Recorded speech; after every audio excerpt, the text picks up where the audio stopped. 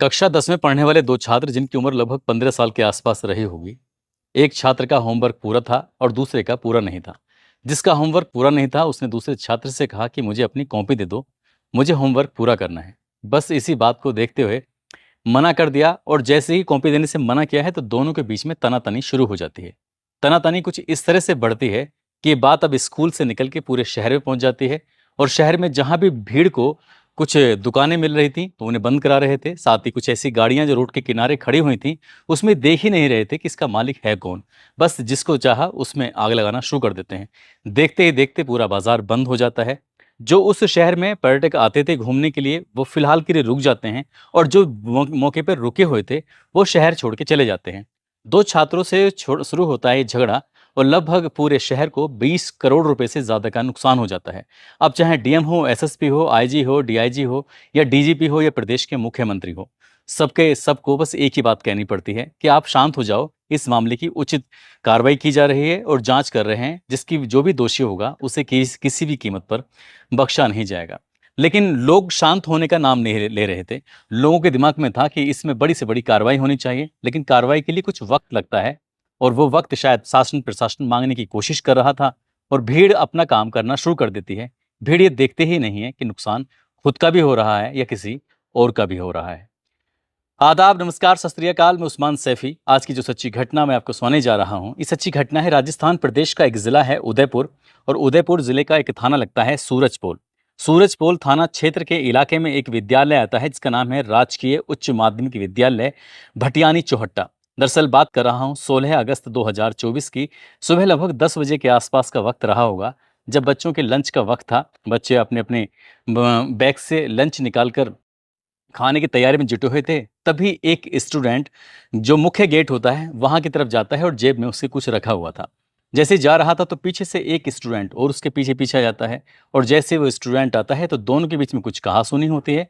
और कहासुनी के बीच में जो उसने अपनी जेब में कुछ छिपाया हुआ था एक बटन उसने दबाया और वो बटन जैसे दबता है तो उसके अंदर से एक चाकू निकलता है। चाकू निकलने के बाद वो उस स्टूडेंट को बहुत जोर के इसकी जांग में चाकू मारता है, जिसकी वजह से उसकी जांग की कई नसें कट जाती हैं और वहां पर ब्लड बहने लगता है। उसने ये काम को अंजाम देता है और अंजाम देने के बाद बाहर खड़ी हुई स्कूटी पे बैठता है और वहां से भाग जाता है। लेकिन जिसकी जांग में चाकू लगा हुआ था वो छात्र गंभीर रूप से घायल हो जाता है और उसके शरीर से ब्लड की मात्रा लगातार बह रही थी और वो जो चीख रहा था, चिल्ला रहा था, तो उसकी चीख पुकार कुछ स्टूडेंटों तक पहुंच जाती है। जो मौके पे स्टूडेंट होते हैं वो दौड़ते हुए एक शिक्षक के पास जाते हैं, कहते हैं गुरुजी जितनी जल्दी हो सके आप जल्दी चलिए, एक को चोट लग गई है। चोट कैसे लगी है, क्या लगी है, इसके बारे में किसी को पता नहीं था। तब तक वो छात्र बेहोश भी हो चुका था। उसके बाद उस शिक्षक ने हिम्मत जुटाई, अपनी स्कूटी निकाली, एक और छात्र के साथ मिलकर या किसी और के साथ मिलकर उस छात्र को अपनी स्कूटी पर रखा और तुरंत वो हॉस्पिटल की तरफ दौड़ने लगता है। जो भी रास्ते में आ रहा था उसको हॉर्न बजाते हुए कह रहा कि बस हट जाओ, जितनी जल्दी हो सकता है हॉस्पिटल जाना है। एमबी हॉस्पिटल पड़ता है। एमबी हॉस्पिटल में जाते हैं और चीखते हुए चिल्लाते हुए डॉक्टर साहब जितनी जल्दी हो सके इस छात्र की मदद करिए। अब जैसे डॉक्टर को पता चलता है तो डॉक्टर भी उस छात्र को लेकर इमरजेंसी वार्ड में जाते हैं, उसका उपचार करना शुरू कर देते हैं। तब तक उसका काफी मात्रा में ब्लड बह चुका था और उसके जो बेहोशी की हालत थी वो लगातार बढ़ रही थी, उसकी तबीयत लगातार खराब हो रही थी। अब करें तो क्या करें। तभी डॉक्टर साहब को पूछते हैं कि आखिरकार बात क्या है। तब जितना शिक्षक के समझ में आया, जितना शिक्षक ने उन बाकी छात्रों से पूछा या जो छात्रों ने बताया या जिसने भी जो प्रत्यक्षदर्शी होता है जो भी बताया वो हॉस्पिटल को बताया जाता है। अब हॉस्पिटल में जब इस छात्र को एडमिट किया जा रहा था इसी बीच में घर वालों को सूचना दी जाती है। जो लड़के की माँ होती है उसको सूचना दी जाती है कि तुम्हारे बेटे का किसी से झगड़ा हो गया है, जितनी जल्दी हो सके एमबी हॉस्पिटल आ जाइए, बच्चे की थोड़ी सी हालत ज़्यादा ख़राब है। जैसी माँ ये बात सुनती है, ताऊ और ताई जी जो होते हैं उनको भी सूचना दी जाती है। लेकिन जो लड़का है उसके पिता रहते हैं कुवैत में, उनको सूचना दी जाती है। वो इतना छटपटा रहे थे कि बस किसी भी तरकीब से कुवैत से सीधा इंडिया पहुंच जाएं और अपने बच्चे को, अपने लाल को अपनी आंखों से देखें, क्या ठीक है, नहीं है, क्या हुआ है, क्या नहीं हुआ है।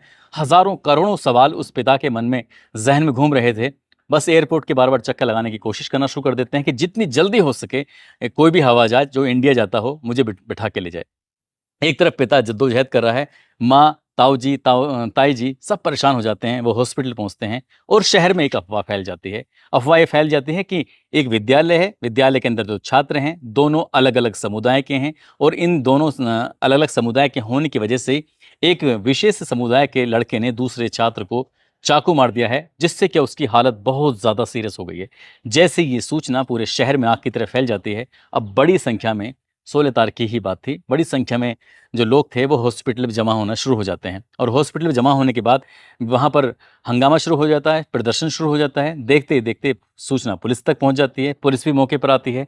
भीड़ को शांत करने की कोशिश कर रही थी। भीड़ ने सिर्फ एक ही रट लगाया हुआ था, जितनी जल्दी हो सके आरोपी के खिलाफ कार्रवाई होनी चाहिए, साथ ही वो कौन है उसको पकड़ो, जेल में भेजो और उनके घर पर बुलडोजर चलना चाहिए। जिस तरह से उत्तर प्रदेश में उनकी सरकार बुलडोजर चलाती है आरोपी के खिलाफ, ठीक ऐसे ही आरोपी के खिलाफ बुलडोजर भी चलना चाहिए। बुलडोजर की मांग थी। प्रशासन ने लगातार आश्वासन देना शुरू कर दिया और ये पूछने की कोशिश कर रहे थे कि बच्ची की हालत कैसी है।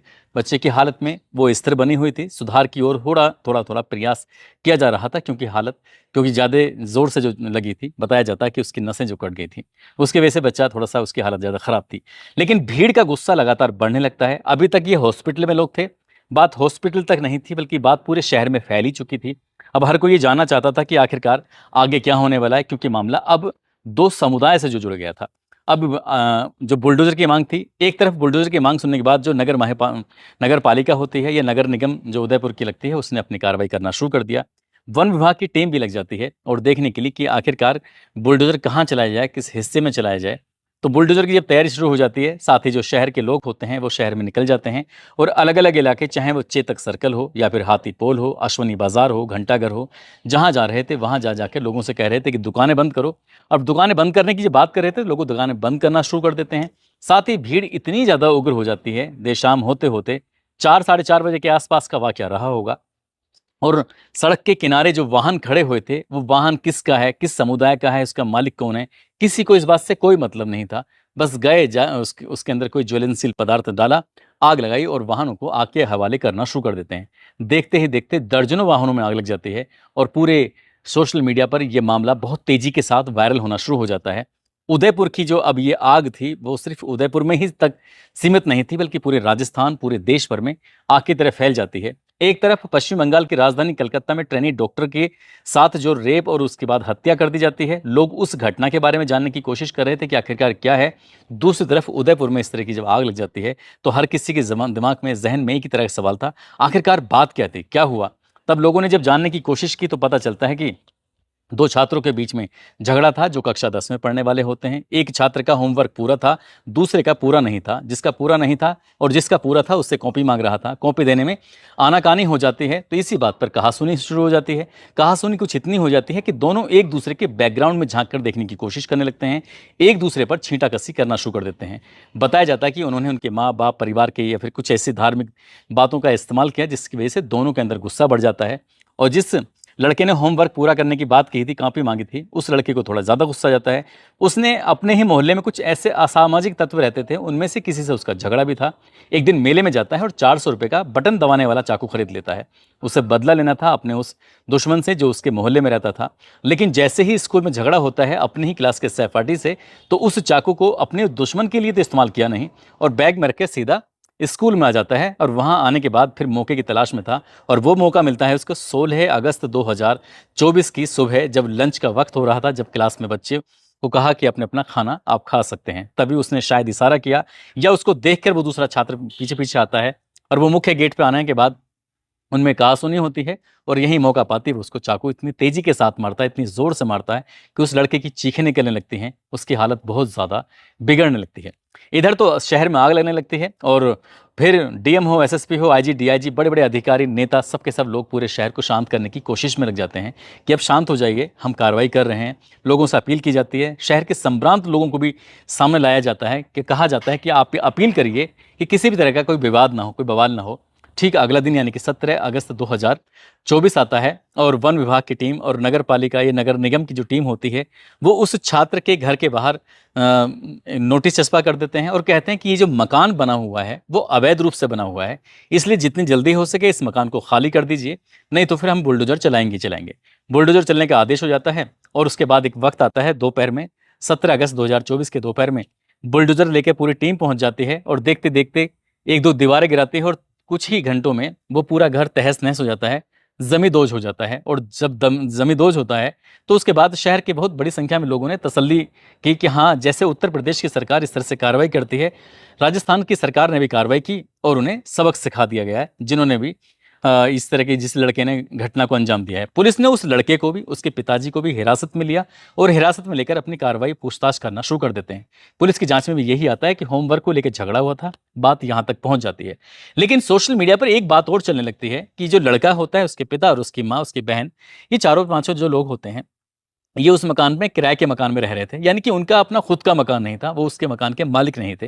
लेकिन बुलडोजर चल जाता है, वो किसी और के मकान में चल जाता है। हालांकि ये बताया जाता है कि जो आरोपी परिवार होता है, आरोपी लड़के का परिवार, तो उसका उस मकान मालिक से कोई ना कोई कनेक्शन होता है, संबंध होता है। लेकिन संबंध था तो इसलिए मकान क्यों गिराया गया? अब सोशल मीडिया पर इसी तरह की बहस शुरू हो जाती है कि भाई, मकान तो इनका था ही नहीं आरोपी का, लेकिन उसका मकान क्यों गिरा दिया गया? तो पता चलता है कि ये जो कानूनी, जिस कॉलोनी में घर बना हुआ है, उस कॉलोनी में ज़्यादातर मकान या अवैध रूप से बने हुए हैं, यानी कि वो अप्रूव्ड कॉलोनी नहीं है, अनऑथराइज रूप से बसाई गई कॉलोनी है। भले ही 30-40 साल पुरानी कॉलोनी है, लेकिन इनके पास अपने नॉर्म्स होते हैं, एक अधिकार होते हैं, एक नियम बने होते हैं। यदि नियम के अनुसार मकान दुकान वगैरह नहीं बनी होती हैं तो नगर महापालिका या डेवलपमेंट अथॉरिटी या फिर अन्य जो डिपार्टमेंट, जो संबंधित डिपार्टमेंट होता है, वो अपनी कार्रवाई शुरू कर देता है और संबंधित का मकान कुछ छांट दिया जाता है, कुछ गिरा दिया जाता है। लेकिन इस घटना में पूरा मकान गिर जाता है, लेकिन उसका नहीं, जिसका क्या दोष होता है। पुलिस इस मामले की जांच पड़ताल में जुट जाती है, लेकिन इसका असर इस घर पर ही नहीं बल्कि पूरे शहर पर फैल जाता है। जब दुकानें बंद हो जाती हैं, एक तरफ रक्षाबंधन के त्यौहार को लेकर तैयारी, दुकान खुली हुई थी, लेकिन जब झगड़ा होता है, फसाद होता है, शहर में बवाल होता है, तो दुकानें बंद हो जाती हैं और जो बिक्री हो जाती है वो बंद हो जाती है। ये बताया जाता है कि सैटरडे संडे जब 2 दिन लगातार छुट्टी हो जाती है तो आसपास के इलाके के लोग शहर में घूमने के लिए आते हैं, क्योंकि वो एक ऐसा शहर है जिसे लोग देखना चाहते हैं। बताते हैं कि झीलों का शहर है और झीलों के शहर में जो लोग पहले से मौजूद थे वो वहां से निकलना शुरू कर देते हैं और जो आने वाले थे वो अपनी ट्रिप कैंसिल कर देते हैं। इसलिए जो पर्यटकों की वजह से जो आमदनी होती है वो शहर को लगभग करीब करीब बताया जाता है 20 करोड़ रुपए का नुकसान हो जाता है। इसकी भरपाई कौन करेगा? इस तरह के कई तरह के सवाल हैं, लेकिन एक सवाल और बहुत तेजी के साथ उठ रहा था कि मुख्यमंत्री योगी आदित्यनाथ ने जो नियम बनाया है कि जो बदमाशी करेगा उसके खिलाफ कार्रवाई होगी, उसका घर इस तरह से गिरा दिया जाएगा। लेकिन एक नियम उन्होंने और लागू किया है, वो नियम ये लागू किया है कि जो भी शहर में तोड़फोड़ मचाएगा या संपत्ति को नुकसान पहुंचाएगा तो संपत्ति को नुकसान पहुंचाने वालों से उसकी भरपाई की जाएगी। लेकिन शायद राजस्थान की सरकार ने ये जो आग लगाने वाले थे, जो गाड़ियां फूंकने वाले थे, नुकसान पहुंचाने वाले थे, शायद अभी उस कानून पर अमल नहीं किया है। पता नहीं वो करेंगे या नहीं करेंगे। लेकिन जिस तरह से दो छात्रों की आपस की वो छोटी सी लड़ाई से बात शुरू होती है और पूरे शहर को इस तरह से दिक्कतों का सामना करना पड़ता है। बताने वाले बताते हैं कि बहुत सारे लोग ऐसे हैं जो हैंड टू माउथ होते हैं, सुबह निकल जाते हैं कमाने के लिए, शाम को कमा कर आते हैं, तब जाकर घर चलता है। और ऐसी स्थिति में 2-3 दिन स्कूल बंद हो या कारोबार बंद हो या फिर इंटरनेट सेवाएं बंद हो, क्योंकि इस घटना में 36 घंटे लगभग इंटरनेट सेवाएं बंद रहती हैं, कर्फ्यू जैसे हालात हो जाते हैं, जो 2-3 दिन कारोबार बिल्कुल पूर्णतः ठप हो जाते हैं और आगामी आदेशों तक स्कूल कॉलेज भी बंद हो जाते हैं। लेकिन ऐसी स्थिति में जो बहुत ज़्यादा गरीब तबका है, जो हैंड टू माउथ होता है, उसका घर कैसे चलेगा, उसका चूल्हा कैसे जलेगा, इस पर शायद बहुत कम लोग सोचते हैं। भीड़ में इकट्ठा होने वाले लोगों को जरूर सोचना चाहिए कि आखिरकार किसी का नुकसान हो रहा है। दोस्तों, इस पूरे घटनाक्रम को सुनाने का उद्देश्य है किसी को परेशान करना नहीं है, किसी का दिल दुखाना नहीं है, बल्कि आपको जागरूक करना है, आपको सचेत करना है, आपको बताना है कि इस तरह की घटनाओं के बाद कितने लोगों को सफर करना पड़ता है। जिस तरह से उस छात्र ने बड़ी आसानी से चाकू का इस्तेमाल किया और चाकू मारने के बाद अपने ही दोस्त, अपने ही साथी को, अपने ही क्लासमेट को घायल कर दिया, लेकिन वो नहीं जानता था कि जिस घर में, जिस आसियाने में वो रह रहा है, जिस छत के नीचे वो रह रहा है, वो छत हमेशा हमेशा के लिए उसे छिन जाएगी। बल्कि उसकी नहीं, जिसके वो मकान मालिक है, उसकी छत उसकी हमेशा हमेशा के लिए छिन जाएगी। शायद उसे जब एहसास होगा तब तक बहुत देर हो चुकी होगी। इसलिए कोई भी कदम उठाने से पहले हजारों बार सोचने की जरूरत है कि आप करने क्या जा रहे हैं या आप क्या करने वाले हैं। जाते जाते अंश गौतम हैं, जो कि कानपुर के रहने वाले हैं। आज इनका जन्मदिन है, इनको जन्मदिन की ढेरों सारी शुभकामनाएं, बहुत बहुत मुबारकबाद।